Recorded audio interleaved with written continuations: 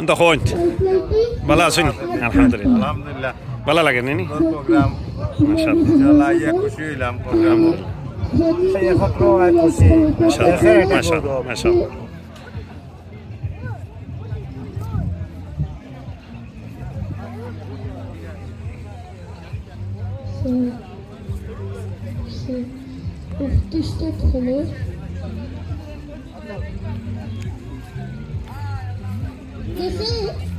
ما شاء الله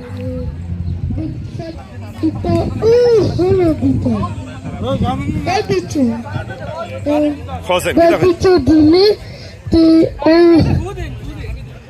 itu তুমি apa loh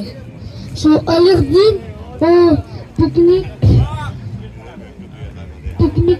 piknik আছে so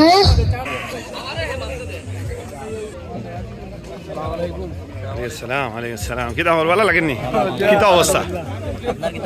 الحمد لله আমার ফারুক ভাই সরি জি কইলো হোসেন কিলা লাগে কিটা হোসেন কিটা অবস্থা কিলা লাগে আলহামদুলিল্লাহ ভালো এবং পরিবেশ কিলা লাগে পরিবেশ খুব ভালো উপভোগ করি আর আমরা আর যারা লাগে কষ্ট করছে বসে তারা ধন্যবাদ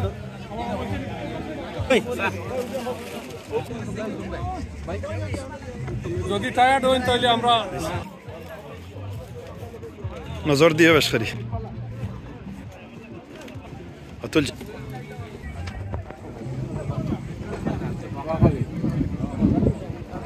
আসসালামু আলাইকুম ভাই সাহেব আপনি তো এটা প্রায়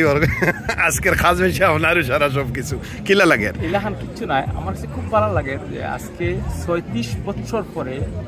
আমি কানাডার মাটিতে স্পেশালি খানাইঘাটিতে ভাইয়া আমার কাছে খুব ভালো লাগে যেটা অনুভব করার মতো নাই আশা রাখি আমরা আজকে যেভাবে একটু সুন্দর একটা অর্গানাইজ হচ্ছে আগামীতে প্রতি বছর আমরা এরকম একটা অর্গানাইজ করিয়ে থাকি ইনশাআল্লাহ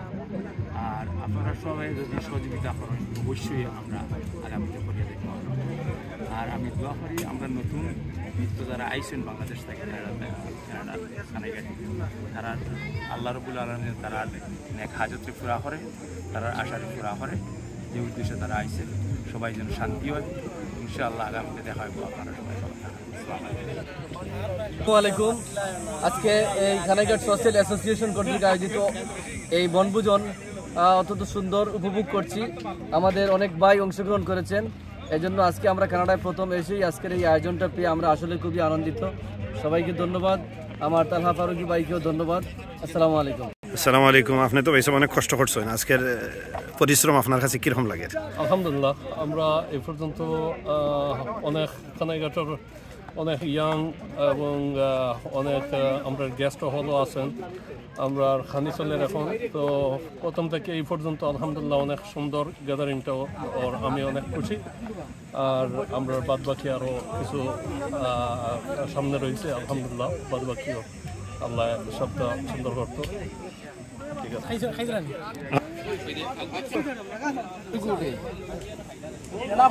আলহামদুলিল্লাহ পর্যাপ্ত খানা আছে পর্যাপ্ত